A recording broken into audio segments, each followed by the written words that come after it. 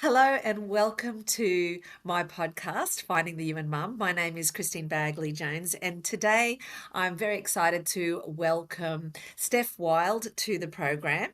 Stef is a fairly fresh mum, but also has a dynamic story around the health and fitness world with over a decade of experience as a Pilates instructor, a yoga teacher, a professional dancer, and a PT.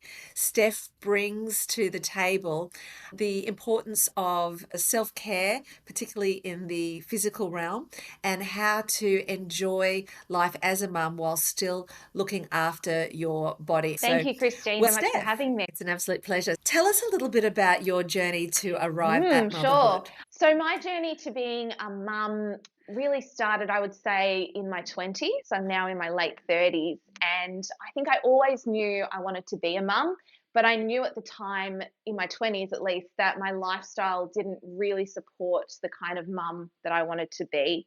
So I was touring a lot with professional musical theatre production, so interstate and overseas, and I think I knew deep down that that kind of lifestyle didn't tend itself to being the kind of mum that I wanted to be. In my early 30s, I put the performing arts career on hold a little bit and delved a little bit deeper, I would say, into my fitness career, my career as a trainer, so that I was able to stay in one location for a while. After meeting my now husband, Cam, in my early 30s, it took a few years for us to settle into a good routine together. We moved to Brisbane in the middle of last year, and I got pregnant pretty much straight away as soon as we moved here, which was awesome. And previously, I had actually had a But couple you, of miscarriages, which was really hard emotionally along the way. But this time it worked out, which was wonderful. I now have a 5 month old daughter, Maple. Wow, Maple, beautiful name. And 5 months, that's a nice Yes. little young baby you've got there. Can I ask a little bit more about how the miscarriages were for you? Because it's an area that I don't feel women talk about enough because I guess it's a painful topic and it's a delicate topic. Are you comfortable to share a little bit about how that was for you and just that journey of, obviously trying to have a baby and it going down that Absolutely. path? So, yeah, my husband and I decided, yeah, we're ready. We're ready to start a family. Let's do this. We're both fit and healthy and active. I unfortunately miscarried twice, both before 12 weeks, so early on in the pregnancies. But nevertheless, it's just really takes that emotional toll. Obviously, you get your heart set on this picture of what your life is going to look like, and then it Mhm. doesn't work out. And then for it to happen a couple of times, in a row, it can be really disheartening. And I think the biggest takeaway I learned from that experience was that a lot of women, lots of women go through this and they don't share it because it is a Mm. very sensitive topic, and I can understand that. But because of that, Mm. when a woman like myself might be going through that, it can feel like there's something wrong with you. It can feel very lonely because you don't have that knowledge of everyone else who's been through it. Of course, as soon as you open up to someone about it, it's usually, oh yeah, I had that too. Mm. Fortunately, can go through that, but we don't talk about it because it is a sensitive topic. Why do you think it is so sensitive though? Because I really agree with what you're saying that if once you do share it with others, so often people either Mm. have experienced something similar or know someone who has, and that can be a great comfort, I imagine, and yet we still hold off on being open. I think Why do it's you a reckon that is? vulnerability. I think when you're going through something, you don't want to maybe, I don't want to speak on behalf of other people, but personally, I'm feel a lot more comfortable sharing it now that it's in the past. But when you're going through it at the time, it's a confusing time, I would say. It's quite a confusing time. It's the sort of thing that hindsight actually helps clarify and takes away a Mm, little bit of the pain of it as well. And yeah, I feel for you that that happened for you, but I'm yeah, really happy that you've got me little too. Maple now. So tell me a little bit more about your journey of motherhood while also having this very dynamic career. You said that you've got a history in musical theatre. What are some of the most notable theatre Yeah, experiences can you absolutely. describe? The last musical theatre production, I think it was like 8 years ago now, but I did tour Australia and Japan with Singing in the Rain. And before that was with Grease, the musical, Chitty Chitty Bang Bang. I worked on a cruise ship. I did a year stint in Seoul in South Korea on a show there, and lots of other little productions and bits and pieces in between. So singing and dancing and all of that kind of thing. Wow. Do you miss that? Do you miss Yeah, that I side do of miss life? elements. I definitely miss elements of it. Obviously, dressing up and singing and dancing for a living is a wonderful pastime, but there were elements that I don't miss. Like I said, the touring made, well, it also just makes relationships a lot harder. Staying in touch with your friends and your family and your Mm, significant other can be more challenging due to the touring nature of work. And then the sort of different mm, hours, you kind of work different hours to everyone else. So you're at the theatre at night times and all weekends when mm. everyone else is, of course, off work. So even if you're performing in your hometown, so I lived in Melbourne, even if I was performing in Melbourne, I couldn't catch up with my friends at the times that they were catching up. So there's different things, that come with the job. But I do miss it a little bit for sure. Mm. Creative. I might get back into it one day. Yeah, it's something that you can still look forward to. I mean, you are still so young and vibrant. I could imagine that there'd be a place on the stage for you at any point that you'd decide to get back into it. But I like the way you've segued. You're still using that love of movement, but you've been able to segue it into a business by being a PT and an instructor. Has that worked well as a transition? And obviously, you kicked it off before you became a mum. Do you think that it married nicely with your earlier career as a performer? And then, secondly, once you had it all established, did it fit and were you able to continue to nurture it while also nurturing Yeah, a little so daughter? I definitely think that my background in performing and then just teaching physical movement to people definitely just blended really well. And then I suppose the element of me performing really lent itself to me taking my business online. So not only teaching people movement in person, but then performing, I suppose, to the camera and engaging with people in that online format Mm, really worked well for me. I like to think of myself as not just a teacher of movement, but I like to think of movement as kind of a gateway to helping people uncover what I like to call their fullest expression of themselves. And it's just another way yeah, to discovering your full potential and really gaining momentum and self confidence. And then I suppose the second part of mm. your question, how's it going now as a mum? It's been an interesting journey for sure. While pregnant, it was great on one hand because I was able to finally embody how it feels to move as a pregnant woman and all of the challenges. Not Not always that easy. easy. I've been teaching movement for so long and often to pregnant women, and I've just had to sort of learn the rules and study how to teach pregnant women. But then to actually finally be pregnant myself and feel it in my own body was a really great experience. But also challenging, of course, as well, not being able to to Mm, do certain things the way that I used to do them was certainly challenged me in many ways. And then transitioning after birth, learning how to move my now postpartum body and how to help other women do the same. And once again, embodying that finally for myself and feeling the different feelings and the limitations and the sticky points.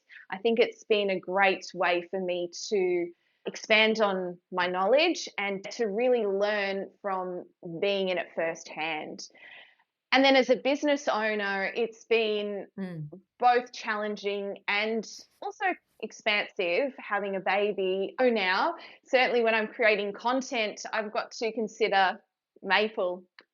And I don't have any family here at the moment. So it's just me and my husband full time caring for little Mm, Miss. So if I'm filming and then she's cooing in the mm. background or she cries or she needs me, it's a pause, help Maple, get back to it situation. Or I filmed some content a couple of days ago and I was editing it, and I can hear her in the background and she's giggling and all this stuff. And I'm like, oh, like, do I edit this out? Do I leave it in? Mums and Bubs Pilates class, which is it's been another wonderful thing about having Maple and trying to figure out how I can continue to work and do what I love with her on board. So I was teaching that class this morning and I actually just asked the mums. I was like, I was filming some content the other day and Maple was making a racket in the background. Do I like keep it in? And they were like, oh my God, yes, keep it in. That makes it so much more relatable for us. Having a Yes. few sleepless nights thinking I need to hire a studio.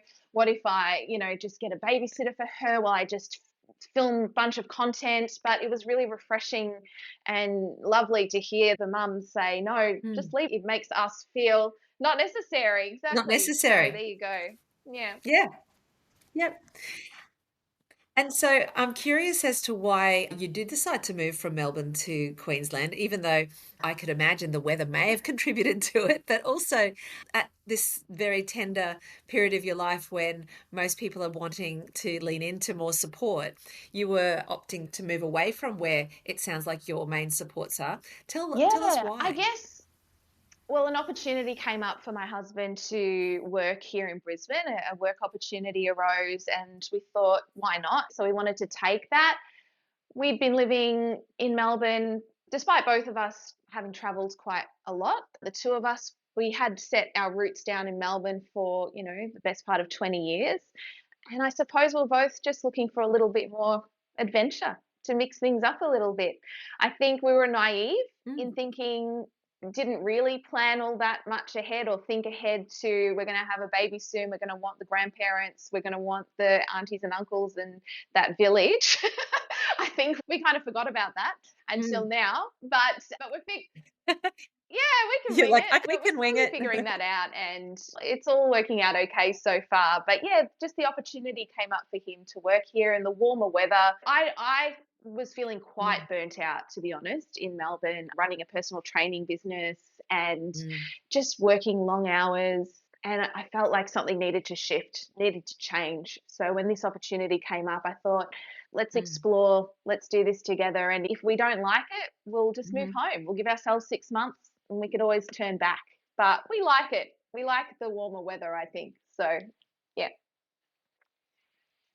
How lovely. And has it worked out well? Have you been able to adjust and manage life despite not having your family, but have you been able to create a new village? And does it feel like something that is as fulfilling as it would be as if you'd Yeah. stayed in Well, Melbourne?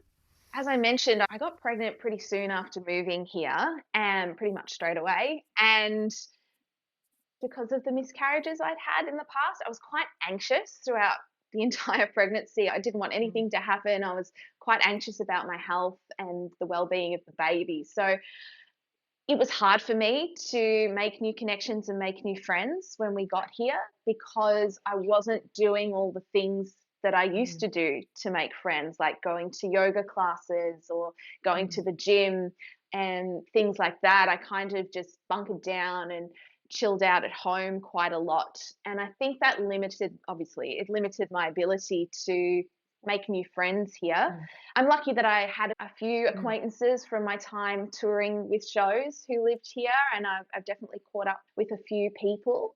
My husband, on the other hand, was able to make connections quite quickly because he was working and going to jujitsu and things like that in the community. I would say, it was challenging at that time to make new connections. I think we're lucky now with online, my friends are always just a voice note away or a text or a call or a voice. It's amazing. that's So, great. being in touch with my Mm, mum and Cam's family, just video calls weekly was great. And I think in the olden days when that didn't exist, it would have been a lot harder. absolutely. Yeah. And so I love the fact that in your career, it is very much around women understanding their bodies and learning how to maximize their physical health. And obviously, it's a very creative pursuit. So, if you had to think about your body, because you're like the perfect example, you've had the young, healthy, very energetic life, and then you've had, your body have to experience miscarriages, which I think would be extremely physically draining and take a toll. And then, of course, the gestating of a baby, and now having the baby. Because you have such a great understanding of one's anatomy, can you notice the difference in your body and the different chapters that it's experienced in the Yeah, last few years? absolutely. I think it's important to note that the miscarriages I had were first trimester, so I wasn't too far along. So no huge changes in the physical body had occurred for me for those. It was more of an emotional toll for sure. Of Now, course. having experienced, a full pregnancy and a birth, understanding of the impact that carrying children has on the pelvic floor, on the abdominals, and the whole body in general goes through a lot, even now through Mm. breastfeeding, even, the changes that occur in the female body through that as well. It's been an incredible learning experience, and I'm really grateful for all of it. Certainly, I actually think I had a pretty easy pregnancy physically because I personally kept moving my body. I didn't have too much nausea. I kept doing home practice in Pilates and yoga, and I felt really fit and strong. So I felt great. Mm. Postnatally, I Mm. definitely felt, well, I still felt fit and strong physically. I had a natural vaginal delivery, and I have to say that I wasn't quite prepared for the amount of time and the recovery period of that. Mentally, I thought, oh yeah, I'll be back again. I'll be right. Bounce I'll back. get straight back into things. But I think the healing process of that was a real journey as well, and just learning the different stuff that everyone goes through. You learn so much more about what so many women go through and the different experiences, whether it's a C-section delivery or Mm. a vaginal delivery or whatever happens. It's just lots of different journeys, lots of different stories, and pelvic floor recovery is so vital and probably definitely not talked about enough. Um, so yeah, it's been Mm. great to learn so much, but it has definitely also had some serious challenges for me mentally to overcome as well, thinking that, oh, yeah, I can do it all straight away. It really humbled me for sure. That's actually a great word, humbled, because I can really relate in that, I was very active before having my children, and I just assumed it would be, a really quick little turnaround after I'd had, each child. And it shocked me that my body had a different plan. It wanted more time, and it Mm, wanted me to be more soft and quieter with, my expectations and not push it so hard. And that was a bit of a wrestle that I had to go through, not to want to do more quicker and be able to be, I guess, resuming my life. Whereas I felt that the lesson I had to learn is I will be resuming my life. It's just going to look different, and I don't need to be tethered to a story of how I used to function or the things I used to be able to do physically. That'll all come with time as long as I take care of myself, not rushing it. Otherwise, I think it's not shared mm, enough the damage that we can do if we dive in too quickly without carefully working on our core and being very conscious of where our pelvic floor is, because everyone talks about doing pelvic floor exercises, but I don't know if there's enough discussion about identifying exactly what that feels like and what it looks like. It's not just a matter of just, every few days remembering to clench your lower abdomen, but there's an actual technique that I feel like every woman at any age should be able to do as a mandatory requirement of absolutely. knowing And their I think body. even as a fitness trainer and a Pilates instructor, the pelvic floor gets a little brushed over and it gets a little bit taught in the wrong way. Like it's actually complex but also simple. And I think because the exercises themselves Mm, are so simple, they can be a bit boring and we just don't do them mm. until you Yeah. realize, oh, this is what I really need to be doing. So, yeah, you're 100% right. Yes, there's consequences if we don't do those exercises, and that can be pretty disastrous. So tell us a little bit more about the parts of you that you've fought hardest to keep once becoming a mum. And you're still at the infancy of motherhood. So I'd be really curious to hear what you've noticed, even in these early months, around what you've had to be guarded to protect in terms of your own identity Mm, now that you are yeah, a it's a mum. great question. I suppose my identity, I've always been very entrepreneurial and very, active physically, but I've had to fight a little bit to keep that entrepreneurial spirit, I suppose, because it does take up so much time, and time as a new mum, it can be very limited. So, rejigging my schedule, I get a lot of work done once Maple goes to bed at night.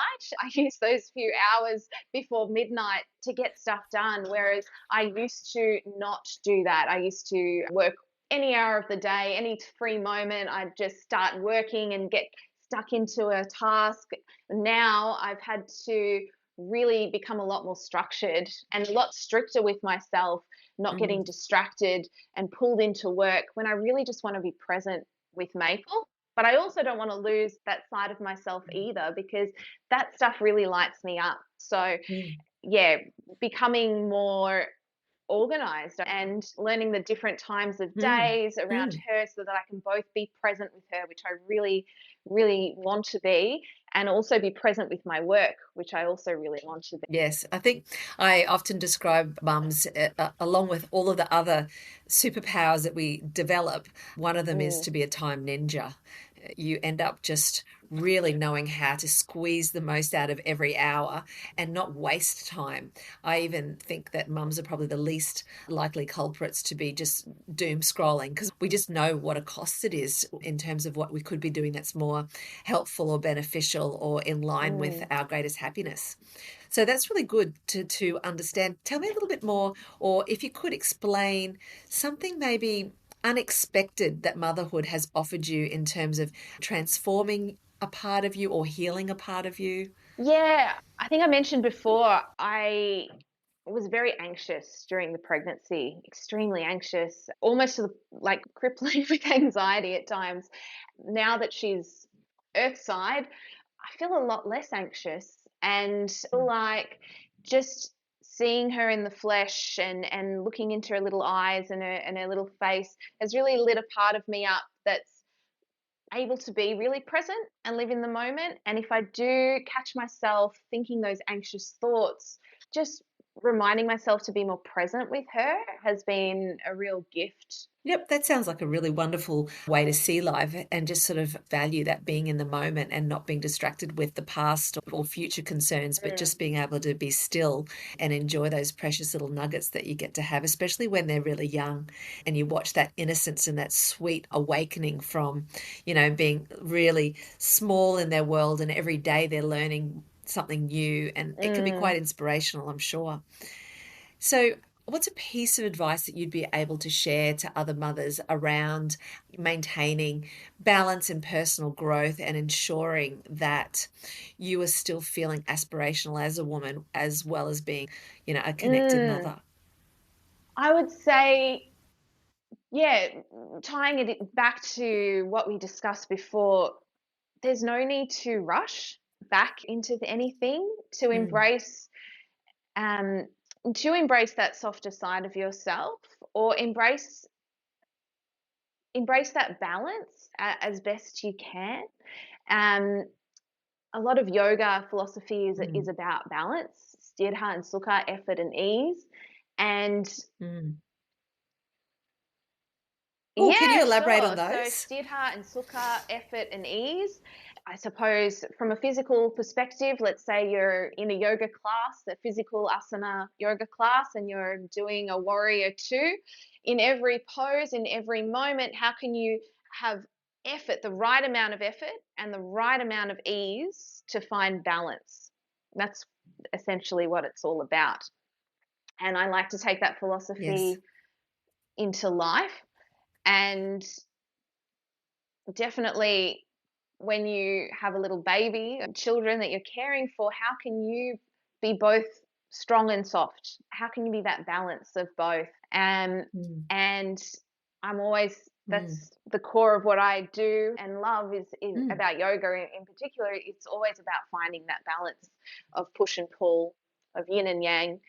mm, And for me, as a go-getter, as an entrepreneurial spirit, as a fitness trainer, I can tend towards the more yang style, the fiery, active personality traits. Um, mm, that whole bounce back mentality, get back into things, blah blah blah. But I think as a new mum, I've learnt the specialness of that yin quality as well, slowing down, taking time. There is no rush, and to try not to rush through this beautiful mm, time. Like, she's only 5 months old, but also I'm mm. like, wow, she's already 5 months old, you know. Yeah. 5 months old. What's happened? Yeah. And I absolutely love yoga, and I've just been such a disciple of yoga for as long as I can remember. And it's for these reasons that you've just described. It's got the obviously the physical component where you can get very physically fit just by yoga alone. It's also the philosophy that goes with it, that calming of the mind and that balance, that desire to forever be seeking balance in all that we do, and even understanding the concept of Mm, balance, like what's that even mean?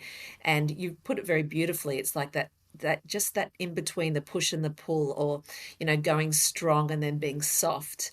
And the more we sort of play around with that, I think there's so much you can learn from it, even just in our daily activities. Just, am I going too hard at this? Am I letting myself ventilate enough to enjoy the experience, learn from it, maximize the opportunities? So that's a really wise philosophy for you to share with us. Have you got anyone in particular in your life that you've had as an inspiration, or that you've looked at for guidance over the years, Steph? as a mum, I would say my mum. I think she's the wonderful example of someone who's both soft and strong and has really shown the qualities of both as a mum. And so, yeah, I would say that she's Hmm. my biggest inspiration for sure. Must be hard with her being down Yeah, south. but yeah, she's been doing a lot of little domestic flights up to Brisbane. Yeah, well, I guess there's a good reason now. They get to see this cute little baby, plus they get to catch up with you. Have there been boundaries that you've had to put in place during this early stage of motherhood that maybe has surprised you, or you haven't really thought of beforehand, but now you I realize would are say there'd be necessary? boundaries, like self boundaries, to be honest, and not getting, yeah, I suppose going back to that anxiety thing, not going into any weird anxiety spirals. If Maple has a little issue with her health, or, something small, not Googling it and going down this, silly spiral. I've had to really be strict with myself on that and put those boundaries in place with myself Mm, to slow down, calm down, mm, and be the calming presence in her life that I want for her. Because, yeah, I see this as a real opportunity yes. to, bring up a little life with the best start possible. And I don't want to be that anxious mother. I want to be the grounded, balanced mother Mm, who is both strong and soft. mm. Yeah, I think that's definitely a boundary I've put in place for myself. Not going into any Google holes. Yes. And I love the fact that when talking about boundaries, you were able to think of it in terms of your own self, because often we look at boundaries are the elements we put in place to ensure that others know what's okay for us and what's not. But for you to actually apply it for yourself is almost like a test of your awareness of when you're not operating at your most effective self, and having that self awareness and self compassion to say, I'm going to put these boundaries in place because I have a love for who I am. And if I don't have these boundaries, I'm going to complicate my well being, and I'm going to add maybe Mm, negativity that doesn't need to be there. So, well done for being able to identify that boundaries have many forms. And about the anxiety, can you tell us a little bit more about your journey? Because it sounds like it mm. very much predates motherhood. Has it been something that you've carried from an Yeah, early stage of your I life? would say definitely yes. even as I've had a career as a professional performer, I would say the anxiety probably in the instances where I would perform and I would experience different forms of stage fright, and really had to battle that and sort of overcome it to the best of my ability. I wouldn't say I ever overcame it. I just kind of learnt to work with it. And as a performer, What did you do? What were some of the hacks? Because I'm sure people would love to hear, because performance anxiety is something that's probably hmm to most of us in different settings. I know I've definitely suffered from anxiety with the whole hmm idea of having to speak in front of others. What have you done that's been successful in quelling gosh, some of I've that tried anxiety? everything. I tried everything from hypnotism to having a shot of whiskey before an audition to everything. But I would say what has most helped me really is just accepting that I'm anxious because I care about something. So if I'm nervous going into a Mm, performance or an interview, it's just recognizing it's because I really care about the outcome. And I think there's nothing wrong with that. And just learning to mm, accept and to almost expect mm, that, yep, I'm going to walk in and my voice might be a little bit shakier than usual, or I might go a little red in the face. But if I just keep once generally just kind of getting used to it. So you start, and then as you ease mm. into whatever it is you're doing that's bringing you that anxiety, it tends to chill out as you, the momentum, The it's a momentum, great word. once the momentum kicks in. Yeah, and I think that's when we sort of get in the moment and get out of our Mm, head. It can be really helpful as well. And, on the points that you're mentioning, it's normal to have that anxiety, but I also really am reminded that we're humans and we have all of these insecurities and fears. And obviously, we're both touching on a very typical one, which is around presenting or performing in front of others, where you're at the mercy of anyone's commentary and judgment. But it's a very human experience to be feeling anxious about a lot of different things that come up in life based on our upbringing and our belief systems and our desires, and things that have happened to us in the past. And normalizing it can be a real comfort as well. And knowing that there's lots of little tricks and lots of tools that you can add to your kit. And I guess we'll all just have our own little recipe of what works for us once we practice and figure out what's the most effective. As we wrap up the interview today, I'd love it if you could define for me, what does the concept finding the you in mum mean for you the concept specifically? finding the you in mum, for me specifically, I suppose it's connecting with your way of being a mum. And I think everyone's way of mothering is similar but also very different. And for me, it's bringing up Maple with the values that I have and that I wish to share with her. And that's my way of being my own kind of mum, my values of, being fit and healthy and active. I really want to show her and show her to value, teach her to value that. That's Mm, the you I'm putting into mum for her. mm. And also I sing a lot around her, which I think is quite unique, or maybe not so much, but a lot of fun as well. So I think finding the you in mum is finding your unique way of being a mum, and your journey and your way of doing things doesn't need to be the same as anyone else's. I love that. And I love the take that you've brought about in terms of the concept, because, finding you and mum, it's a very open concept. And usually people are coming from the angle of their own identity within the concept of motherhood and maintaining their own separateness. But you're more saying that within Mm. the framework of being a mum, you get to figure out how you personally want to show up and what you want to bring to the motherhood table that's uniquely Steph. So I really love that. Thank you for offering that different lens on how we can be individual and creative while being a mum and being Mm. women in our own rights.